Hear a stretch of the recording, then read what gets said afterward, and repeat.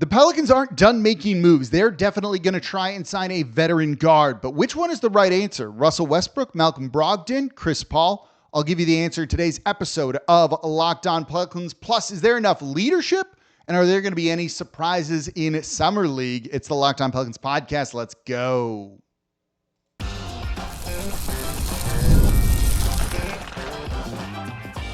You are Locked On Pelicans, your daily New Orleans Pelicans podcast, part of the Locked On Podcast Network, your team every day.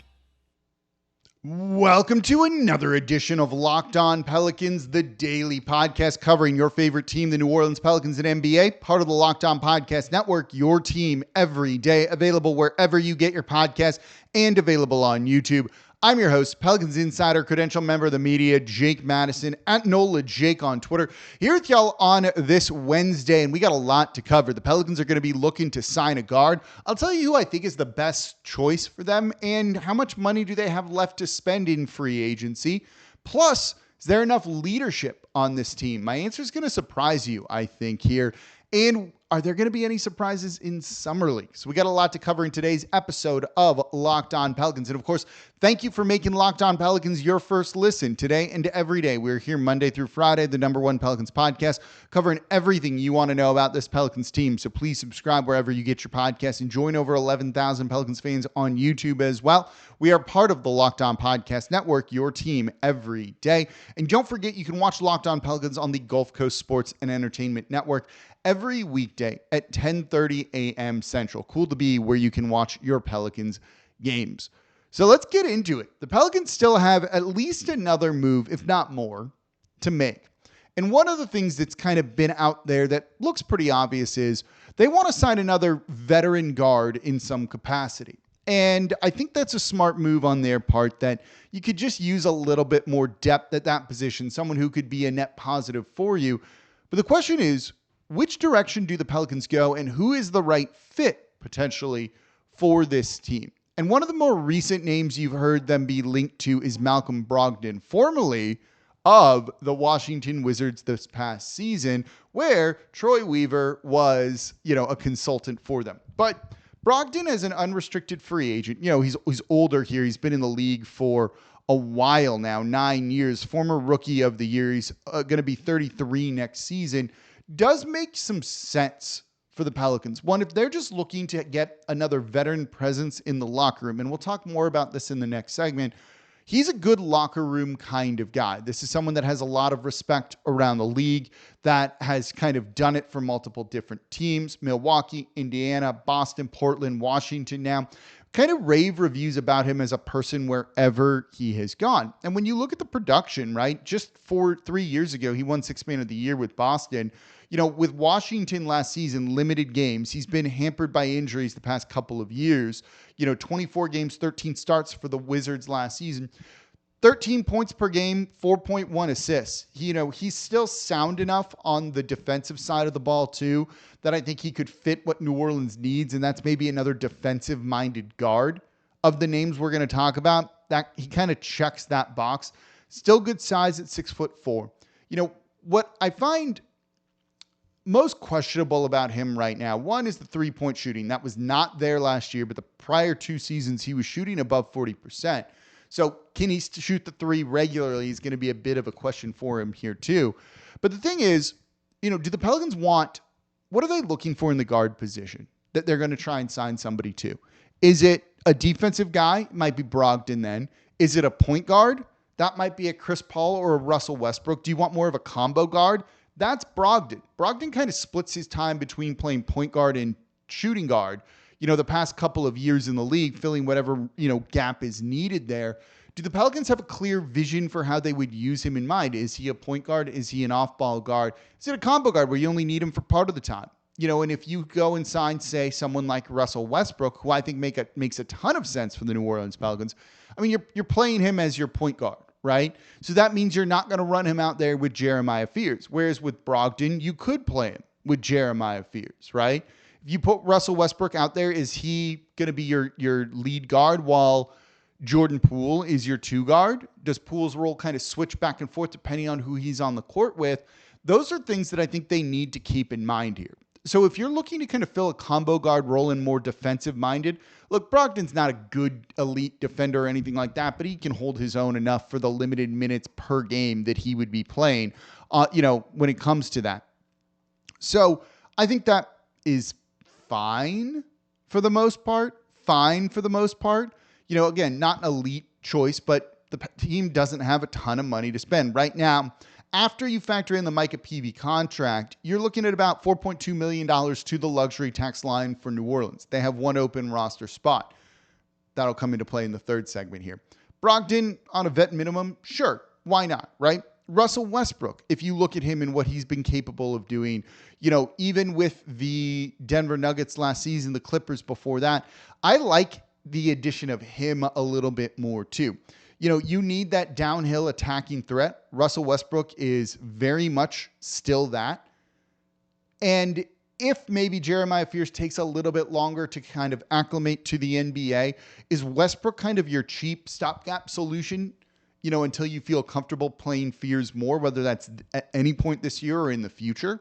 I think the answer to that could be yes. I do also think Russell Westbrook is a good locker room type of guy. He has been very unfairly scapegoated, in my opinion, over the past couple of years at various stops, whether it was the Lakers or wherever. When teams kind of move on from him, he gets thrown under the bus. But if you talk to his teammates, if you actually talk to people with the team, they love Russell Westbrook. They rave about Russell Westbrook. And look, if you're just trying to add some excitement to this Pelicans team, which wouldn't be the worst thing, you could do worse than Russell Westbrook. He's a fun player. He's still a fun player. He's a big name player. That would just get people excited about the Pelicans just a little bit more. And I think there could be use with that. Westbrook last year, started about half his games for the Denver Nuggets, 75 games, 36 starts, 13.3 points per game, 6.1 assists. He can still do it. He gets downhill. He still rebounds pretty well.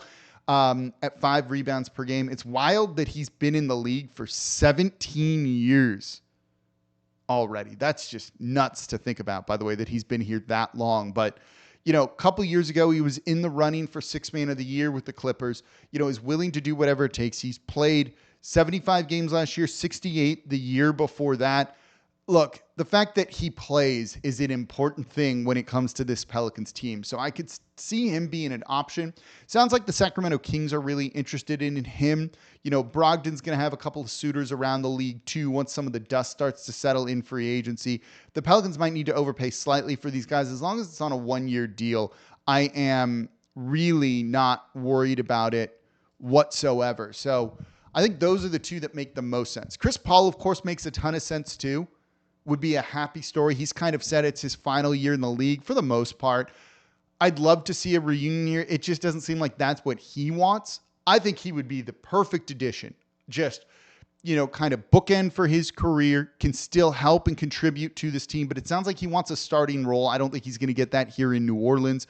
So when you factor all that in, the fact that he wants to maybe be closer to his family, which is based, I believe, in Los Angeles at this point, he kind of wants to be out closer to the West Coast. You're looking at one of the LA teams, maybe the Phoenix Suns. That's likely what it would be. I just don't see a Chris Paul reunion happening, as much as it would make me very, very happy. I think you can argue it might just be set that he's the greatest player in franchise history. Would just be a cool thing, I think. And so that's who I would try and go. If I'm ordering these guys, it's Chris Paul, Westbrook, Brogdon, but I don't think Chris Paul, unfortunately, is a realistic thing. All the guys we mentioned here are good locker room guys, I would say. Chris Paul definitely is. Russell Westbrook is. Brogdon is. Is that what the Pelicans are also looking for? What about just the concept of leadership here? We're going to be answering a couple of your questions here in today's episode of Locked On Pelicans. So actually this one, by the way, I should just throw this out there.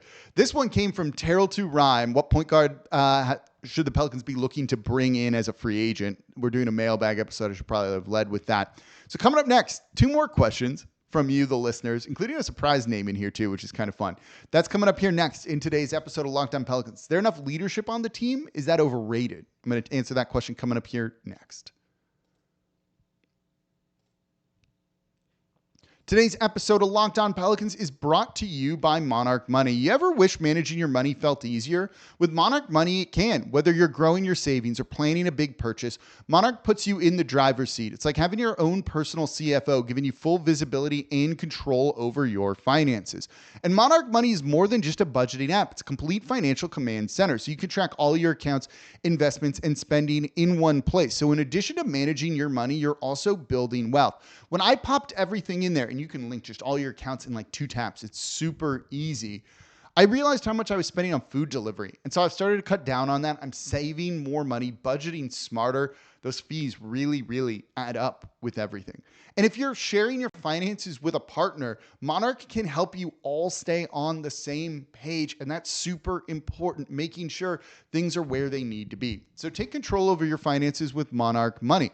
Use code LOCKEDONNBA at monarchmoney.com for 50% off your first year. That's monarchmoney.com. Code LOCKEDONNBA for half off your first year. And of course, thank you for making Locked On Pelicans your first listen today and every day. We're here Monday through Friday, the #1 Pelicans podcast, covering everything you want to know about this Pelicans team. So please subscribe wherever you get your podcasts and join over 11,000 Pelicans fans on YouTube as well. And don't forget, you can watch us daily. Well, every daily on the weekdays at 10:30 a.m. on the Gulf Coast Sports and Entertainment Network. For your second listen, don't forget about Locked On Saints. Ross Jackson making sense of everything black and gold. Tyler Shook in all kinds of news in a good way. Is he going to be the starter? Go make Locked On Saints your second listen today. Part of the Locked On Podcast Network, your team every day. So I want to get into a question that comes from friend of the show, friend of mine, probably someone you have heard about too, and that is Theo Mitchell. Is there enough leadership on the New Orleans Pelicans? We're doing a mailbag episode, and yes, Theo, as a friend of the show, has chimed in here. So here's my take on this. I think there's enough leadership on the team. And frankly, when it comes to adding vets and ages and all of that stuff, I think leadership's a little bit overrated, in my opinion. I'd rather you just get talent because that's going to win you games. Culture, leadership doesn't win you games by themselves, right? Otherwise, the Miami Heat would win a title every year, but they don't. It needs to be the players that get you there. So when I look at the roster, are you good humans? Do you do all that? I don't care. Do you mentor other guys? I don't care. Are you a good basketball player that's going to help the team win? You know, look, there's places for guys like Garrett Temple and others in the league where, yeah, you're not going to contribute to winning, but you need a presence. 1 or 2 of those guys is fine. But more than that, I'm not stressed about it because you need players that are going to help you win games. You need about 10 positive players in terms of net rating that's going to help you win games. And I'd rather get those guys, even if they don't bring the leadership qualities that people feel this team particularly needs. And look, maybe vets don't matter as much as you think, right? The team has attempted this with a number of different people during the Zion Williamson era. Remember JJ Redick? Right? He was brought in to kind of be the leader, the mentor to Zion Williamson. Did it work? Does Zion still have issues that we constantly talk about despite all of his talent? Yes, right? The Pelicans tried in a variety of different ways. Derek Favors too, right? Steven Adams is a good leader, locker room presence. You know, to do various different ways to add more leadership to a very young team, at the time, very young team with Zion Williamson, Jackson Hayes, Nickeil Alexander-Walker, etc. here. And it didn't work, right? Look, last year, 21 wins. You had veteran presences on the team. What good did it do you, right? Where was the veteran presence, the leadership helping the team get through tough periods? It was non-existent, right? You just need guys that are going to help you win games more so than anything else. So I do tend to think like the idea of vet leaders in the locker room, all that, is a little bit overrated. A little bit. Look, Kevon Looney is going to help. Whatever veteran guard they bring in is going to help too. That you need that kind of thing, but you need guys that are going to help you win. Kevon Looney is going to be a good player that, you know, in theory helps them win. That's more important than just signing someone to be a leader on the team, right? You know, I saw this quote on Twitter. It's from Chase Hughes, Chase DC Sports. Bub Carrington on Jordan Poole's impact as a mentor last season. Quote, It's crazy not seeing him in our locker room every day. JP, that was one hell of a guy, not just a player. That was just a really good dude, like off the court. I was just at his house right before he got traded. We were watching the finals together. He just invited rookies over, invited my family over. It would be me, JP, like my cousins at his house. He's a really good guy, a really good vet, always very vocal. He taught me the vocal piece of being a leader.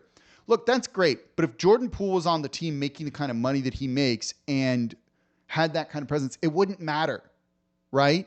It wouldn't matter. You got to have guys that play and are leaders. So I think they have enough of that. I think Looney adds to that. Jordan Poole adds to that. Whoever else they kind of sign adds to that. We've even heard of DeJounte Murray already reaching out to the rookies, trying to kind of help them along too. They have enough leadership, in my opinion, even if the team's young. You can have been in this league for a while and have the kind of growth and leadership qualities there. And so I think the Pelicans have enough. More so than anything else, the leadership on this team doesn't need to come from Jordan Poole. It doesn't need to come from Kevon Looney. Look, having those guys is fine, but that's not where it needs to come from. It needs to come from Zion Williamson. And this is Zion's, first real test of it's your team now. It's been his team, but with the injuries, okay, whatever. There's also been kind of veterans and stuff like that around him. This is on Zion now, and it's on him to step up and be the leader this team needs. And he needs to start with that by doing it by example, doing the correct things off court. He struggled with that. He has struggled with that the past couple of off seasons, the off court stuff. He's gotten better about it, don't get me wrong, but is it where it needs to be? No. Not if he wants to stay healthy, not if he wants to have the kind of career that he wants to have, that we know he wants to have. It's coming in shape. He's not done that yet. This is the year you've got to do that, right? This is the year where you need to lead by example every single day. And then when you get here and you're around the team, you've got to be that vocal leader. It's time. So they can add all these other people you want, pieces you want, leadership you want. But if it doesn't come from Zion Williamson, look, that's who's still going to make or break the team. We talked a little bit about yesterday where you can start to see maybe they can be okay enough without him. But if you want to truly succeed, it's going to be behind Zion Williamson, and he's going to need to be the leader for this team. That's the most important thing. All the other stuff is ancillary. It's all lagniappe, right? It's on Zion Williamson to be the guy to do all of that. So I do think some of the leadership questions and concerns about, wow, they're young all of a sudden. Yeah, they're young, but people have been around the block for a minute. They all know what they need to do. Zion knows what he needs to do. Now it's just about going and doing it.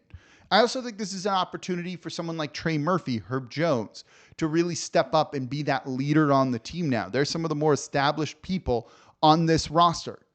They're both going to be, we're assuming they're going to be starters for this team. Be that vocal leader. Herb, it's less so in terms of vocalness, but he leads by example. But I think this is an opportunity for Trey Murphy to really kind of take that step forward. We're expecting a big jump in play for him. We think the superstar breakout year is possible for him this coming year.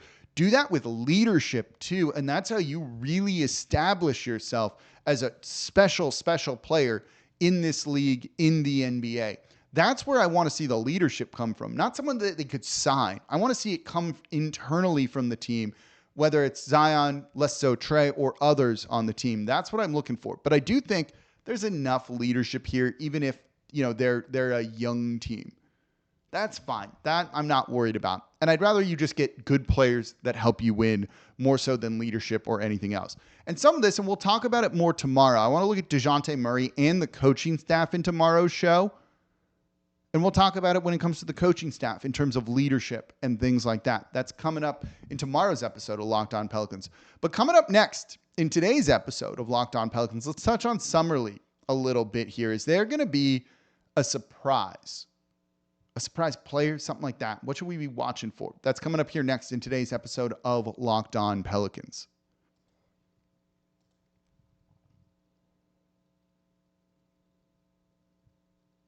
And thank you for making Locked On Pelicans your first listen today and every day. We're here Monday through Friday, the #1 Pelicans podcast, covering everything you want to know about this Pelicans team. So please subscribe wherever you get your podcasts and join over 11,000 Pelicans fans on YouTube as well. And become an everydayer. That means you listen Monday through Friday to the Locked On Pelicans podcast. And don't forget, follow along with us on the Gulf Coast Sports and Entertainment Network at 10:30 a.m. every single weekday. Same place you watch your Pelicans play. For your second listen, Locked On NBA Game Night. We are covering Summer League intensely in a way that literally nobody else will be doing. I'll be on there every Friday. I'm excited to watch these young guys in Summer League have big takeaways. We're going to be doing 3 things we learned from Summer League basically every Summer League day. I'm excited for it. I hope you follow along as well. Find Locked On NBA Game Night on YouTube or wherever you listen to podcasts. We are part of the Locked On Podcast Network, your team every day. A lot of Summer League coverage coming for y'all, and we'll be, of course, covering every single Pelicans game here on the Locked On Pelicans podcast as well. By the way, if you're an everydayer, let me know in the comments down below. If you've got questions you want answered, put them in the comments down below as well, and maybe they'll get answered on the show, just like the past 2 have. And let's go with a third one. Now, this one comes from Logan Graffia at Soulman57. Shout out Logan here. He says, who are some of the players on the Summer League team that aren't our draft picks or big names that you think we should look out for in these games? So I picked this question for a reason, and it's not to actually answer the question, but use it as a jumping off point. And I don't want to sound mean or anything like that here, right? You know, when you look at Summer League, a couple of things to note. One, a lot of these guys are barely in the league as is. Not just the NBA, but the G League, you know, or Europe or wherever. So don't read too much into Summer League performances because like the general talent pool is so bad, in my opinion. It's worse than college, in my opinion, a lot of the time. Some guys are good. And there's some higher level players in college guys too, don't get me wrong. But in general, it's not the best. This is just a fun annual league showcase, more of a networking event for the league than anything else. And so I don't read too much into Summer League performance anymore. I still might do it. Might do this thing where I'm like, look at this performance and we freak out. Like, it can be fun. Don't get me wrong. But for the most part, I don't read too much into Summer League. And when you look at like, could a guy jump out and make it, right? What about Will Baker from LSU? You know, those type of players. The problem is not if they have a breakout Summer League, you know, could they make the roster, things like that. Where you're going to make the roster from is training camp or preseason. Not based off Summer League. Summer League will get you invited to those 2 things. That's worth keeping in mind. But for the most part, when you look at the Pelicans' 15-man roster, 14 of those spots are filled, and we just spent the first part of today's show talking about how they would fill the 15th spot. There's no room for a surprise on Summer League to make the team. Even the 3 two-way spots they have are filled right now. And so if that's going to be the case, you know, a lot of these guys are just kind of bodies in Summer League, right? You know, Lester Quinones, we'll see what ends up happening with him. You know, he'd be the one that I could see maybe not being safe on the 2-way, but they just signed Trey Alexander. They just signed Hunter Dickinson. Those are kind of 2 picks by the front office where Quinones is a holdover from the previous regime. So because of that, you know, maybe he's not safe. So could someone else take that spot? Maybe, but I don't know. And is that guy ultimately going to impact this team at all, even if they're a surprise or something like that? Probably not, right? You know, you could look at this roster, and we'll do a depth chart and all of that and kind of figure out the rotation and everything and wonder where Derek Queen and Jeremiah Fears are going to get minutes from, right? Who are they taking minutes from? And if they're maybe struggling to get minutes, look, anyone else on the Summer League roster, no offense to these guys, but probably going to be a long shot at best for them to try and get meaningful minutes in the NBA. Maybe you sign him to an Exhibit 10 to go play in Birmingham for the year, keep him kind of in your system because you like them for, you know, a variety of reasons. Yeah, absolutely. You want Birmingham to have a good season and have good players and just kind of keep some talent near you that you can pluck should you need to and is an injury reserve. But for the most part, the Pelicans roster, you know, as of today, you know, barring one more signing, is kind of set or any sort of big trade coming through. But I don't know if we're going to see anything massive just yet. We're starting to hit the dead period when it comes to, you know, the big transactions and things like that. So I'm not really anticipating anyone on Summer League, you know, standing out. And even if they do, their path to meaningful minutes on the Pelicans is going to be really, really tough to the point where it's non-existent. So I don't want to give you a rundown of a roster and scouting reports on all these guys because, it'd be disingenuous on my part. Most of them I haven't watched. We'll watch them in Summer League, but we're trying to kind of focus on some of the real big picture players here. And we'll see. The guy that Summer League could be most meaningful for, and it's likely more going to be training camp and stuff, is Antonio Reeves, right? Was waived from the active roster. That makes sense just to try and maybe sign him for cheaper or something like that. You could save some money, but also just kind of, I don't know, make him work for it in a sense here. So, maybe he has a chance if he really shows out in Summer League to have the Pelicans be like, oh yeah, we got to get him in training camp. We got to maybe promise him a deal, something along those lines. It's TBD right now, I think, when it comes to him and what that could be and how that could look for the team. But he's probably if I had to give you one, it's the guy you've kind of already seen. Antonio Reeves needs to probably show out a good bit in Summer League to at least kind of fight for a spot in the NBA or G League at the very least. So that's going to do it for this episode of Locked On Pelicans. As always, I'm your host, Jake Madison, at NOLA Jake on Twitter.